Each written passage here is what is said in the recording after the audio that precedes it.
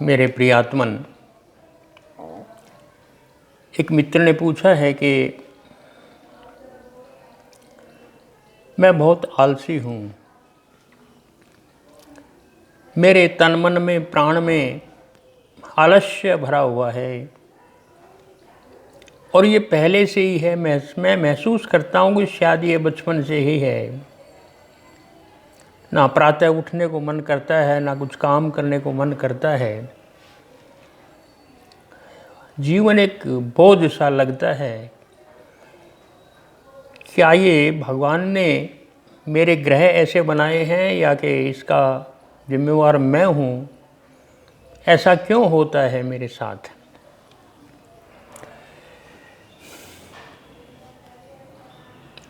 प्रिय रामदर्शन जी,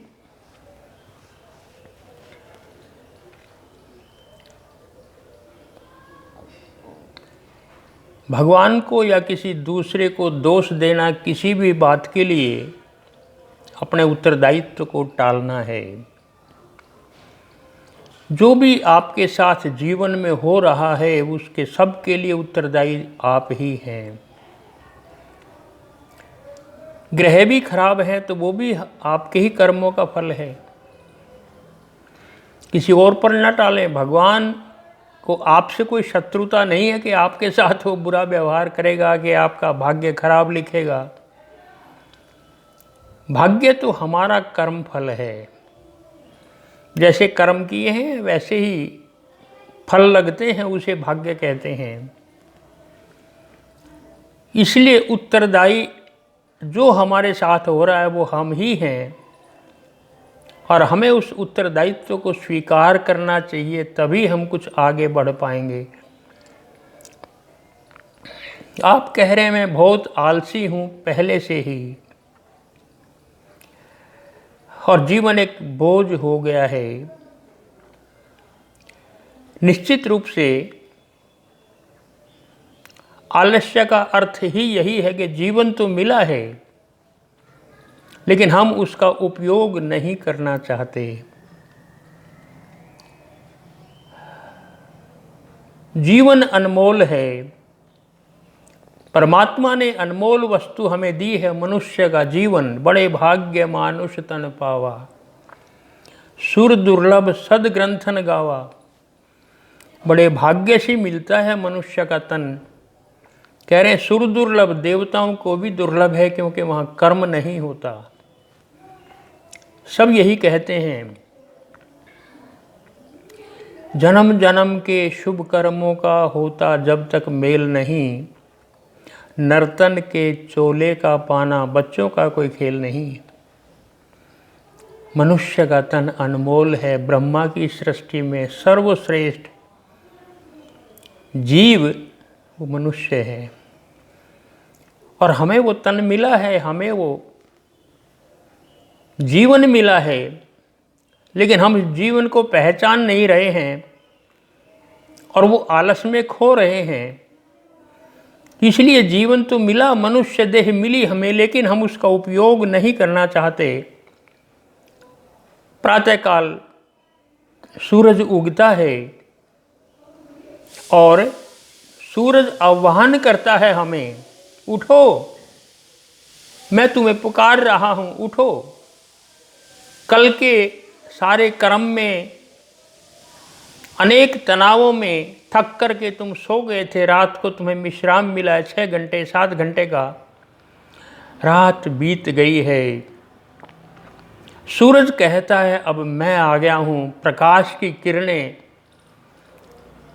हमें प्रकाशित कर रही हैं, हमें आलोड़ित कर रही हैं, हमें गर्म कर रही हैं, हमें पुकार रही हैं, उठो, सुबह हो गई है। सूरज हमें आह्वान करता है, आमंत्रित करता है, उठो। पक्षी सारे जाग गए हैं, उनका संगीत चारों तरफ सुनाई दे रहा है। जिसको हम पशु भी कहते हैं कि ये पशुवत है, खराब है, निंदा करते हैं, वो पशु भी सारे जाग गए हैं प्रातःकाल। देखो तो सही जरा, चारों तरफ निगाह करके देखो, सुबह उठ करके भोर हो गई है, रात चली गई है, फूल खिल गए हैं, फूलों ने अपना मुंह, अपना चेहरा सूरज की तरफ कर लिया है, घुमा दिया है जिधर से सूरज निकला है, और तुम उठते नहीं, सूरज के आह्वान को भी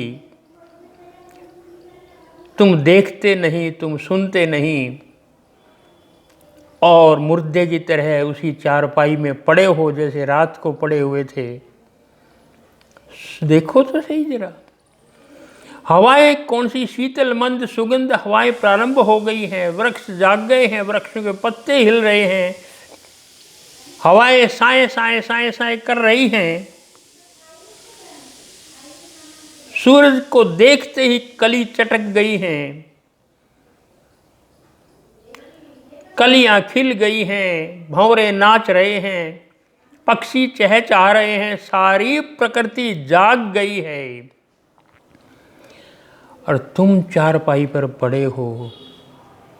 इसको आलस्य कहते हैं। जीवन तो मिला है पर मैं उसका सदुपयोग नहीं करूंगा।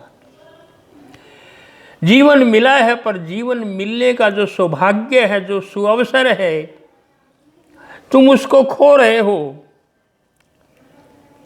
जो ऊर्जा परमात्मा ने दी है प्रवाहित होने के लिए जीवन के रोम रोम में, वो बहनी चाहिए। वो जीवन जिसमें ऊर्जा भरी हुई है, वो नृत्य करनी चाहिए, नाचनी चाहिए। तुम सुस्त बैठे हो, मुर्दा बन करके सुस्त बैठे हो। कहाँ गई तुम्हारी ऊर्जा जो शरीर में दी है परमात्मा ने? वहां तरंगे उठनी चाहिए, उत्साह की, उमंग की, प्रेम की, और तुम उदास बैठे हो। देखो तो सही जरा एक बार उठ करके, तुम्हारे चित्त का जो दर्पण है वो चमकना चाहिए, प्रतिफलित होना चाहिए सामने। जैसे सूरज दमकता है, ऐसे ही तुम्हें भी दमकना चाहिए। एक कोने में मत पड़े रहो, स्वीकार करो मनुष्य प्रदत्त, परमात्मा प्रदत्त इस मनुष्य जीवन को। सोचो तो सही कितना अनमोल है। आलस्य का अर्थ ही है कि अवसर परमात्मा ने दिया है, पर तुम अवसर को खो रहे हो दिन प्रतिदिन। जीवन बुलाता है, तुम सुनते नहीं। जीवन आह्वान देता है, तुम अस्वीकार करते हो, बहरे हुए जाते हो।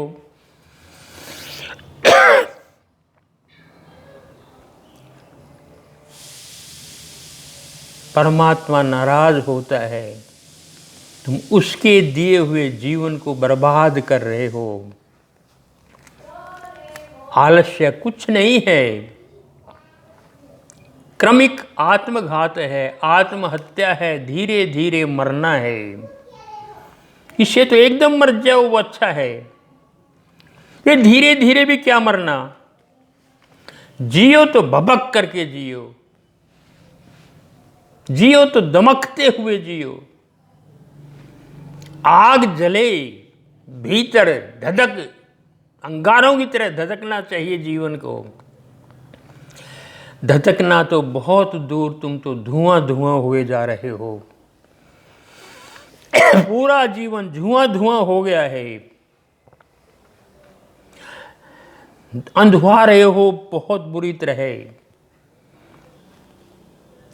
लपट जहां उठनी चाहिए वहां से धुआं उठ रहा है। तुम तो धुएं में लिपटे हुए, पर धुआं औरों की आंखों को भी नुकसान कर रहा है, क्योंकि जहां आलसी है उसका प्रभाव औरों पर भी पड़ता है। किसी को अच्छा नहीं लगता, पर एक बात ध्यान रख लेना, जहां धुआं है वह लपट जरूर होगी, जहां धुआं है वह उसके नीचे आग जरूर होगी। सोचो तो सही जरा, इसका अर्थ क्या हुआ कि आपके पास अवसर है।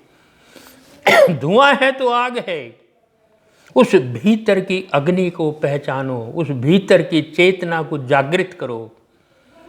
भीतर जो लपट छिपी हुई है, जो परमात्मा ने दी है ऊर्जा की, उमंग की, उसको जागृत करो, उसको देखो, पहचानो। धुआं है तो आग जरूर है, लपट है। ये जीवन अनमोल है, बड़ी कठिनाई से मिला है। सोचो तो सही जरा एक बार। इसलिए मत कहो कि भगवान ने आपके साथ ऐसा किया है। नहीं, प्रत्येक चीज के लिए हम ही जिम्मेवार हैं, कोई दूसरा नहीं है। और जीवन की लंबाई कितने साल जिए उसका कोई अर्थ नहीं है। जीवन की गहराई होनी चाहिए। 100 साल भी जियो तो क्या अर्थ है उसका, जब बिना किसी लक्ष्य के, बिना किसी उद्देश्य के, बिना किसी प्राप्ति के उद्देश्य के जी रहे हो, व्यर्थ है। धुआं धुआं कितना ही जीव बेकार है। लपट बन करके जियो, थोड़े दिन जीना भी सार्थक है। मनुष्य जीवन को समझो। अब तो बहे जा रहे हो वैसे जैसे कोई लकड़ी पानी में डाल दी हो, नदी में बही जा रही है, लक्ष्य विहीन, पता नहीं कहाँ जाएगी। जल के थपेड़े लगते हैं, वो बहती चली जा रही है। तो ऐसा लगता है जीवन एक दुर्घटना हो गया है, जीवन एक एक्सीडेंट हो गया है।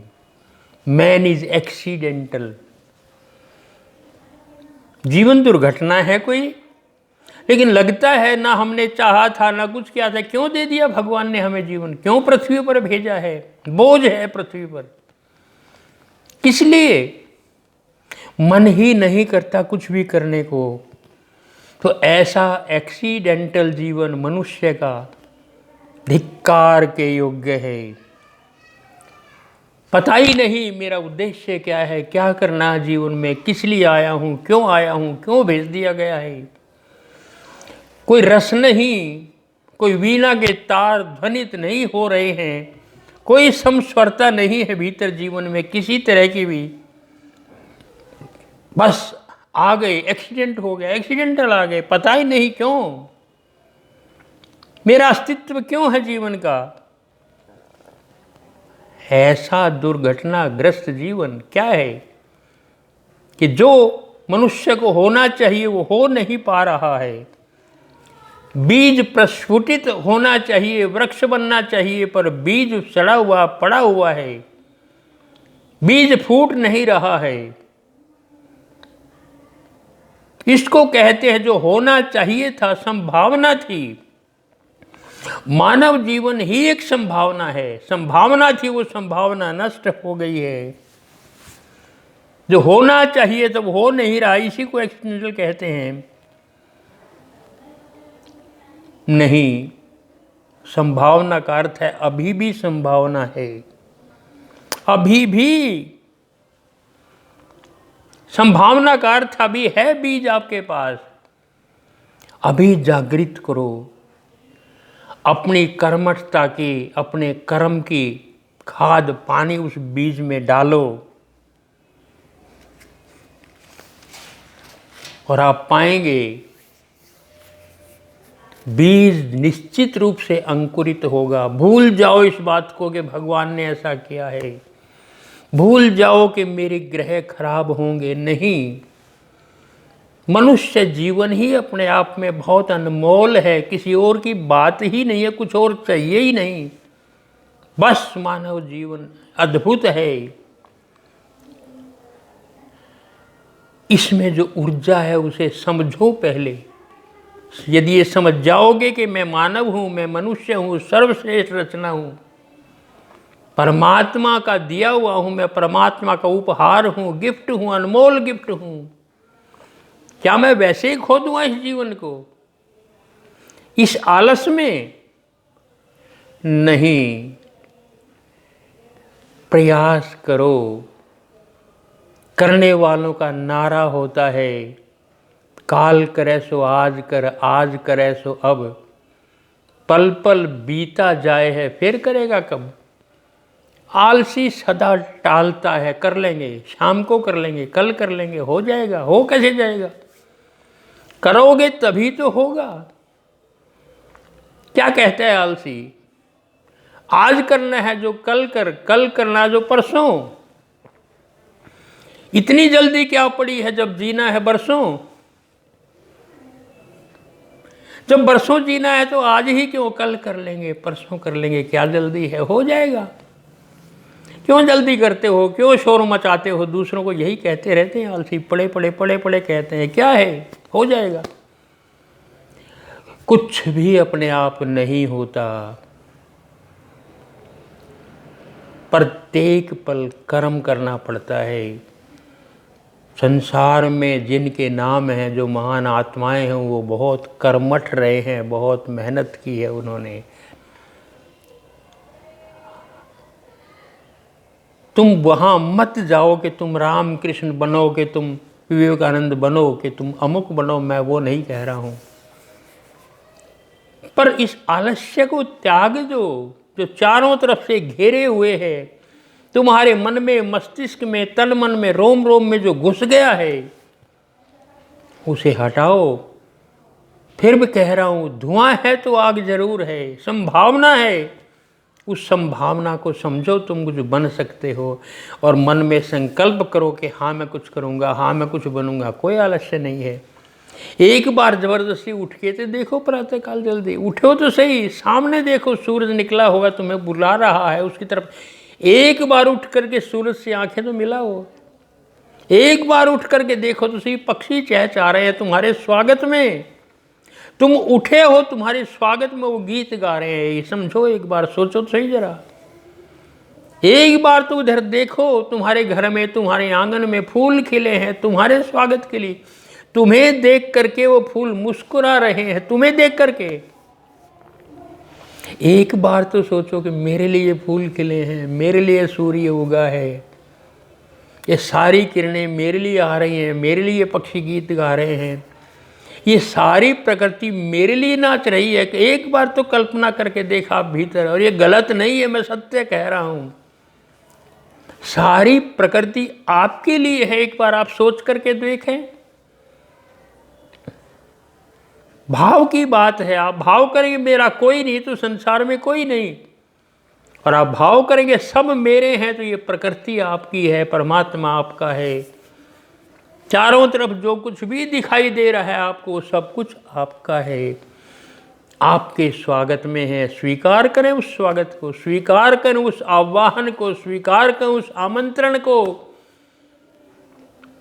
एक एक कण आपको बुला रहा है, आओ, जागो, उठो, जागृत हो, उठो, चलो चलो मंजिल की ओर। एक कदम तो बढ़ाओ, दूसरा कदम अपने आप उठ जाएगा।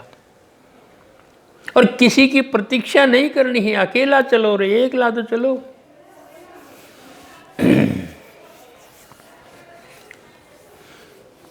मैं तो अकेला ही चला था, मंजिले जानिब लोग मिलते रहे, काफिला बनता रहा। किसी की प्रतीक्षा मत करो, चलो। बहुत लोग मिलेंगे राह में तुम्हारे, और तुम्हें मंजिल मिल जाएगी। एक कदम तो चलो। तुम देखते हो केवल अंधेरा, कैसे चलूंगा? नहीं, 10 कदम तो चलो। एक युवक रात को 12 बजे गांव के स्टेशन पर उतरा, रेलगाड़ी से। गांव 10 मील दूर, पुरानी बात, जाना है। दुखी था, अंधेरा था, कैसे पहुंचूंगा, और जाना जरूर। एक वृद्ध पुरुष आए और उन्होंने उनके हाथ में लालटेन पकड़ा दी, ये लो बेटा जाओ। युवक ने देखा लालटेन का प्रकाश, तो कहने लगा केवल 10 कदम तक जाता है, मुझे तो 10 मील जाना है, ये 10 कदम चलने वाला प्रकाश मुझे कैसे वहां तक ले जाएगा? वृद्ध पुरुष ने कहा तुम 10 कदम तो चलो, फिर ये प्रकाश और 10 कदम आगे आ जाएगा, फिर और 10 कदम आगे, फिर और 10 कदम आगे चला जाएगा, और चलते चलते तुम 10 मील पहुंच जाओगे अपने घर। चल करके तो देखो, कदम तो उठाओ। घिसड़ो मत जीवन में, उठो चलो, 10 कदम तो चलो, 10 मील की यात्रा भी हो जाएगी। एक किरण प्रकाश की बहुत है तुम्हें आगे बढ़ने के लिए, प्रेरणा देने के लिए। त्याग दो आलस्य को, भीतर का जो ऊर्जा है, जहाँ प्रकाश जाता है सूरज का, उसको जागृत करो। तुमने सारी खिड़कियां दरवाजे बंद कर लिया, अंधेरा कर लिया, प्रकाश भी कैसे आएगा भीतर तुम्हारे? नहीं, अपने तन के, मन के, मस्तिष्क के सारे दरवाजे खोल दो, खिड़कियां खोल दो, खोल दो वातायन को, आने दो ताज़ी हवा, आने दो ताज़ा प्रकाश, सब कुछ ताज़ा आने दो। और फिर देखो तुम्हारे स्वागत में सारी प्रकृति खड़ी है। पहचानो अपने आप को। बड़े भाग्य मानुष तन पावा, बड़ी मुश्किल से मनुष्य का तन मिलता है। इसलिए स्वयं को पहचानो, मत दोष दो कि परमात्मा ने मुझे आलसी बना दिया है। नहीं, परमात्मा क्यों तुम्हें बनाएगा? परमात्मा ने तुम्हें बना दिया है, बस जो तुम बनना चाहते हो बनो। और फिर कहा अपनी संभावना को पहचानो, तुम कुछ भी बन सकते हो। इसलिए त्याग दो इस भावना को परमात्मा में बनाया है। तुम मनुष्य हो, मानव हो, ब्रह्मा की सर्वश्रेष्ठ कृति हो। त्याग दो आलस को। प्रातःकाल जबरदस्ती से ही 2-4 दिन उठ के तो देखो, फिर देखोगे सारी प्रकृति तुम्हारा स्वागत कर रही है, बुला रही है, ताली बजा रही है तुम्हारे लिए। और फिर सारे काम हो जाएंगे। बस एक बार प्रयास करके देखिएगा। किसी को, दूसरे को दोष ना दें। हम अपने जीवन के लिए स्वयं ही जिम्मेवार हैं, हम ही उत्तरदायित्व हैं। अपने उत्तरदायित्व को, अपनी जिम्मेवारी को किसी और पर मत फेंकिए, मत टालिए। टालने से ही हम आलसी होते हैं कि हो जाएगा, या कर लेगा, मैं नहीं करूँगा तो कोई और कर लेगा। क्यों करेगा कोई और? मैं करूँगा। ये मेरा उत्तरदायित्व है, मेरी जिम्मेवारी है, ये मेरा कर्म है, मुझे ही करना है। ये सोच करके आप आगे बढ़िएगा, आलस्य समाप्त हो जाएगा। अपने को पहचानो, अपने को पहचानो, अपने को पहचानो। आप क्या हैं? जो ही पहचान लिए जाओगे आप आगे बढ़ जाओगे, आलस्य मिट जाएगा। आज इतना ही। जय श्री राम।